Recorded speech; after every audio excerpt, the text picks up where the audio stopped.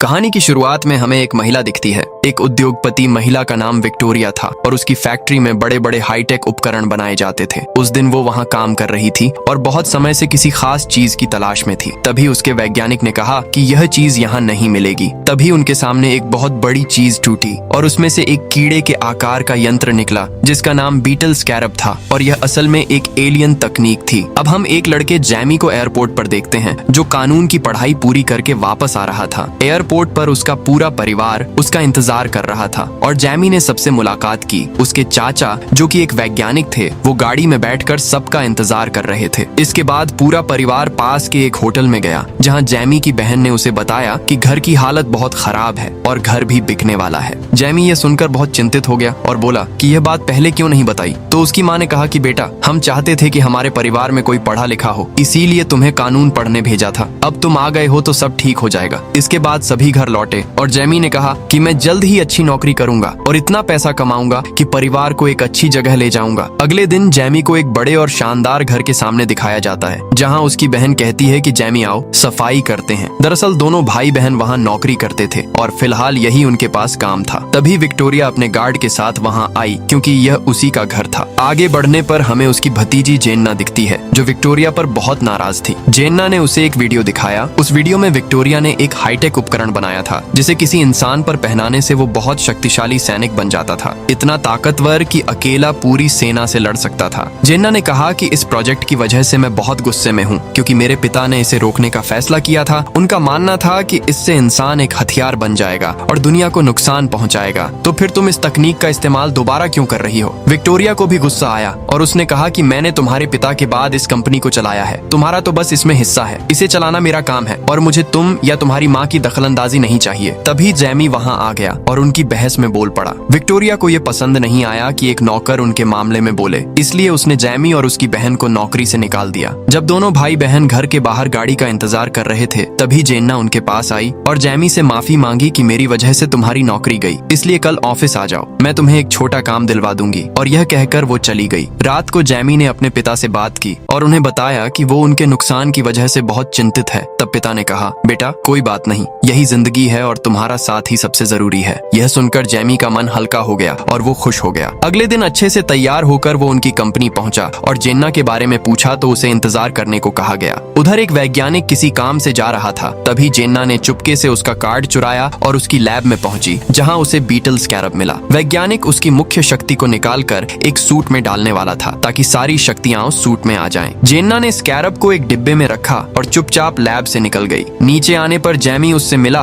तो जेन्ना ने कहा कि अभी जल्दी है, बाद में मिलते हैं। तभी सुरक्षा का अलार्म बज उठा। जेन्ना ने डिब्बा जैमी को देते हुए कहा कि इसे अपने पास रखो, इसे खोलना नहीं है और इसे अपनी जान से भी ज्यादा संभालना है। यह कहकर उसने जैमी को वहां से भेज दिया और खुद गार्डों के साथ आगे चली गई। घर आकर जैमी ने परिवार को सब कुछ बताया और वो डिब्बा भी दिखाया। परिवार को बहुत उत्सुकता हुई और सबने जैमी से डिब्बा खोलने को कहा। जैमी ने भी उनकी बात मानकर डिब्बा खोल दिया जिसमें से बीटल स्कैरब निकला। जैमी उसे बहुत गौर से देखने लगा। जैसे ही उसने उसे हाथ में लिया वो चमकने लगा और अचानक वो चालू होकर जैमी के चेहरे पर चिपक गया। ये देखकर परिवार के सभी लोग डर गए। इसी के साथ जैमी का शरीर अचानक बहुत डरावने तरीके से बदलने लगा। उसके शरीर पर एक सूट चढ़ने लगा और वो ब्लू बीटल बन गया और सूट ने जैमी को पूरी तरह ढक लिया। सूट के अंदर से एक सहायक की आवाज आने लगी जो असल में एक तकनीक थी। उसने कहा कि जैमी, मैंने तुम्हें ब्लू बीटल बनने के लिए चुना है, अब मेरी शक्तियां देखने के लिए तैयार हो जाओ। यह कहकर वो जैमी को आसमान में ले गई और अचानक वो वापस जमीन पर आया जहां एक बस ब्लू बीटल की तरफ आ रही थी। सहायक ने सूट की पूरी शक्तियां चालू कर दी और बस की टक्कर से वो दो टुकड़ों में टूट गई। सहायक ने जैमी को ब्लू बीटल सूट इस्तेमाल करना सिखाया और फिर उसे घर वापस ले आई। तब तक सूट जैमी के शरीर से गायब हो चुका था। उस पर कोई कपड़ा नहीं था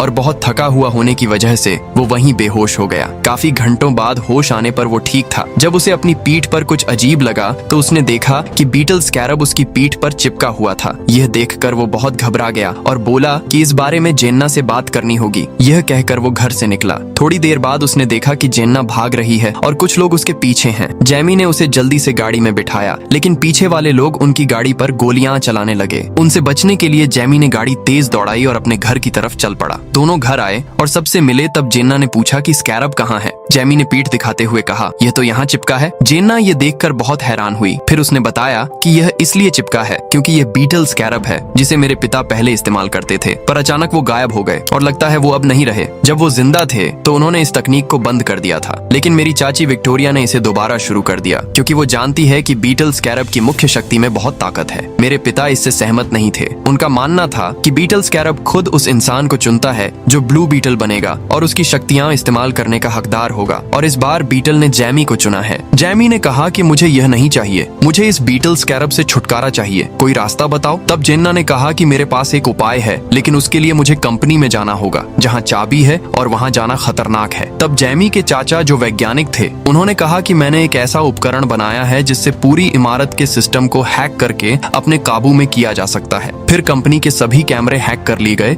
और वहाँ कार्टून चलने लगा। इसी दौरान जेन्ना को अंदर जाने का मौका मिला। उसने कंपनी से एक घड़ी चुराई और जैमी के साथ बाहर निकली। बाहर विक्टोरिया का गार्ड खड़ा था जो उन्हें मारने के लिए आगे बढ़ा। जैसे ही उसने हमला किया, जैमी ने उसका हाथ पकड़ लिया और अचानक सूट चालू हो गया और वो फिर से ब्लू बीटल बन गया। उसने गार्ड को मारकर दूर फेंक दिया। यह देखकर गार्ड भी अपने असली रूप में आ गया। दरअसल विक्टोरिया ने उसे भी एक सूट दिया था। गार्ड का सूट भी चालू हो गया और उसने ब्लू बीटल पर ताबड़तोड़ हमले किए, जिन्हें ब्लू बीटल ने अपनी शक्तियों से रोका। लेकिन एक वक्त आया जब गार्ड ने ब्लू बीटल को पकड़ लिया और उसे मारने वाला था। तभी जैमी के चाचा गाड़ी लेकर आए और गार्ड को जोरदार टक्कर मारी, जिससे वो दूर जा गिरा। यह मौका देखकर तीनों जल्दी से गाड़ी में बैठे और निकल गए। जेन्ना ने कहा, अब हमें शहर से बाहर जाना होगा। शहर से बाहर निकलते ही वो जेन्ना के पिता के दूसरे घर पहुंचे, जहां जमीन पर एक बहुत बड़ा बीटल बना था। जेन्ना ने हाथ की घड़ी से बीटल द्वारा बनाया गुप्त रास्ता खोला और तीनों नीचे उतरे। यहाँ पता चला कि पहले ब्लू बीटल जेन्ना के पिता थे। उन्होंने ही सबसे पहले बीटल स्कैरब की शक्तियाँ और तकनीक इस्तेमाल की थी। यहाँ सब कुछ देखकर जैमी के चाचा बहुत प्रभावित हुए और बीटल स्कैरब की तकनीक समझने लगे।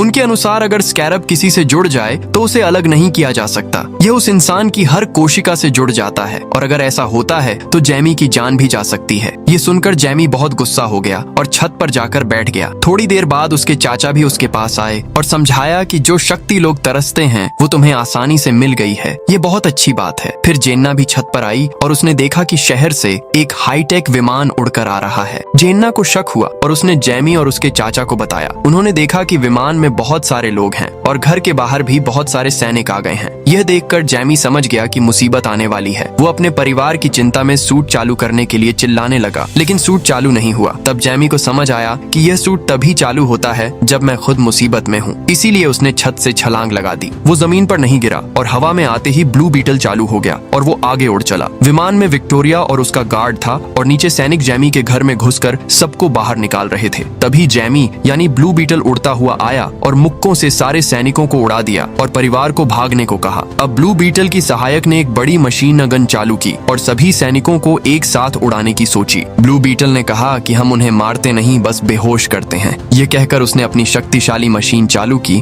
और सबको बेहोश कर दिया। ऊपर विक्टोरिया का गार्ड ब्लू बीटल को निशाना बना रहा था ताकि एक ही वार में उसे गिरा सके। दूसरी तरफ बीटल भी तैयार था, लेकिन तभी उसने देखा कि पिता पर हमला हो रहा है तो वो जल्दी से उनके पास आया। इसी मौके का फायदा उठाकर गार्ड ने अपनी तकनीक से ब्लू बीटल को कमजोर करके पकड़ लिया। अब वो कुछ नहीं कर सकता था। उसके सामने उसके पिता मर रहे थे और तभी पीछे से एक जोरदार विस्फोट हुआ जिससे उनका पूरा घर तबाह हो गया। इसके बाद गार्ड ब्लू बीटल से बाहर आए, जैमी को उड़ाकर विमान में ले गया और उसे अपने साथ ले चला। उनके जाने के बाद पूरा परिवार इकट्ठा हुआ और देखा कि जैमी के पिता नहीं रहे, उनकी मौत हो चुकी थी। अगले दिन पिता की मौत और जैमी के जाने की वजह से सभी बहुत परेशान थे। दादी माँ ने सबको एकत्र किया और कहा कि हमें किसी भी तरह जैमी को बचाना है, उसे नहीं खोना है। जेन्ना ने जवाब दिया कि इस मिशन में मैं भी पूरा साथ दूंगी। यह कहकर जेन्ना उन्हें अपने पिता की दूसरी जगह ले गई, जहां उनके पिता ने एक बीटल विमान भी बनाया था। वो सभी उसमें बैठकर वहां से निकले। विमान में जेन्ना ने उन्हें अपने पिता के बनाए सभी हाईटेक हथियार दिए, जिसमें से जैमी की दादी ने एक मशीन गन उठाई। तब उन्होंने देखा कि एक टापू पर विक्टोरिया का एक किला बना हुआ था। दादी माँ ने योजना बनाई कि पहले दुश्मनों का ध्यान बटाएंगे और जरूरत पड़ी तो मार भी देंगे, फिर अंदर जाकर जैमी को बचाएंगे। उधर विक्टोरिया ने जैमी को उल्टा लटका दिया था क्योंकि वो उसकी बीटल तकनीक निकालकर अपने गार्ड में डालने वाली थी।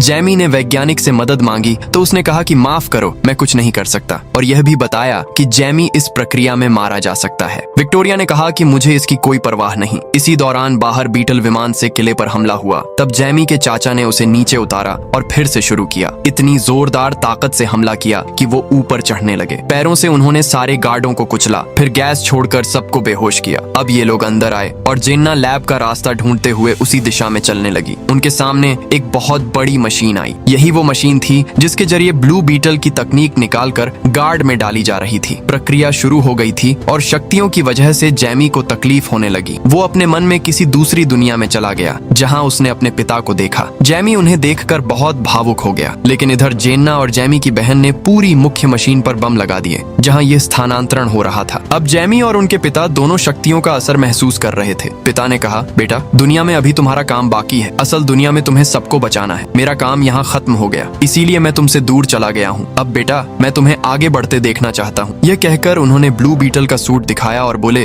बेटा, इसकी शक्तियां इस्तेमाल करो और दुनिया को बचाओ। मैं हमेशा तुम्हारे दिल में रहूंगा। यह कहकर वो गायब हो गए। अब वो जगह टूटने लगी क्योंकि वहाँ तबाही मच रही थी। सब कुछ बर्बाद होने से पहले जैमी ने सही वक्त पर अपने ब्लू बीटल सूट को छुआ जहाँ उसकी सारी शक्तियां और तकनीक निकालकर गार्ड में डाली जा रही थी और गार्ड नई तकनीक के साथ तैयार हो गया। लेकिन जैमी की मौत से पहले जेन्ना ने वहाँ विस्फोट कर दिया जिससे पूरी मुख्य मशीन तबाह हो गई। बड़ा धमाका होते ही जैमी उनकी कैद से आजाद हो गया और वो अपनी शक्तियां चालू करने की कोशिश करने लगा। सहायक ने कहा कि ब्लू बीटल चालू होने में थोड़ा वक्त लगेगा क्योंकि यह चार्ज नहीं है। तभी वैज्ञानिक ने जैमी को भागने में मदद की और जब गार्ड को इस बारे में पता चला तो उसने वैज्ञानिक को मार दिया। जैमी वहां से भागा और गार्ड अपने सूट के साथ पूरी तरह तैयार था। वो अपने किसी भी हथियार का इस्तेमाल कर सकता था और विक्टोरिया उसे इस हाल में देखकर बहुत खुश थी। जैमी भाग रहा था, इसलिए बहुत सारे गार्ड उसे मारने आए। तभी सही वक्त पर दादी माँ मशीन गन लेकर आईं और सारे गार्डों को उड़ाकर जैमी को बचाया। वो फिर से भागने लगे और जो भी रास्ते में आया दादी माँ ने मशीन गन से उसे उड़ा दिया। उधर विक्टोरिया ने जेन्ना को पकड़कर अपने साथ ले गई। जैमी की बहन ने मुक्केबाजी की तकनीक से गार्ड से लड़ाई की